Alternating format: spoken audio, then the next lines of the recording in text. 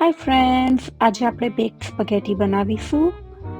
એના માટે ઉકળતા પાણીમાં મેં થોડા સ્પગેટી નાખી છે. આ બોઇલ થાય ત્યાં સુધી મેં વેજીટેબલ લીધા છે, ઓનિયન, મશરૂમ, બેલ પેપર, ઝુકીની, પણ તમારે જે પણ લેવા હોય અવેલેબલ હોય એ લેવાના.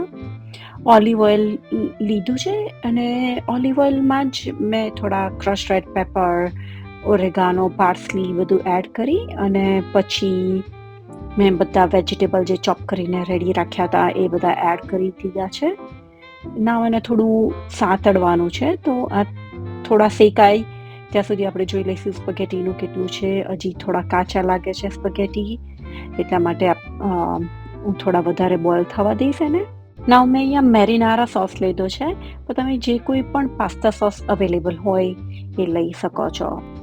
થોડું પાસ્તાનું બોઇલિંગ વોટર પણ નાખીશું અને થોડી પાર્મેજાન ચીઝ નાખીને મિક્સ કરશું અને પછી થોડી હેવી ક્રીમ તમારી પાસે અવેલેબલ હોય તો એડ કરવાની, નહીં તો તમે ક્રીમ ચીઝ કાં તો હાફ એન્ડ હાફ પણ યુઝ કરી શકો છો.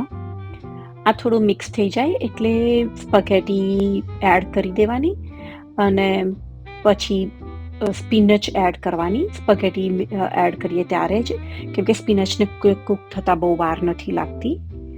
આને હવે સરખી રીતના મિક્સ કરી અને થોડું બ્લેક પેપર અને સોલ્ટ જો તમને એડ કરવું હોય તો કરવાનું, બાકી પાસ્તા સોસમાં હોય એટલે ના કરીએ તો પણ ચાલે.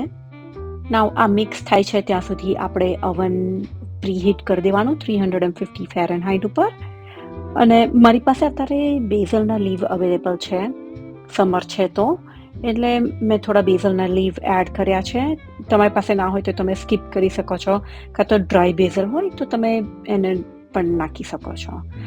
હવે આ સ્પગેટીને બેકિંગ ટ્રેમાં એડ કરી અને મેં થોડી ગ્રેટેડ મોઝરેલા ચીઝ એડ કરી છે અને એને હવે ઓવનમાં પ્રીહીટ ઓવનમાં મૂકી અને થોડું બેક થવા દઈશું. લગભગ 25 થી 30 મિનિટમાં રેડી થઈ જશે અને આને તમે ગાર્લિક બ્રેડ જોડે કે સેલડ જોડે પણ સર્વ કરી શકો છો. અને બેક ના કરવું હોય તો પણ ચાલે, એમનેમ જ સર્વ કરાય. Now enjoy. Don't forget to like, share and comment.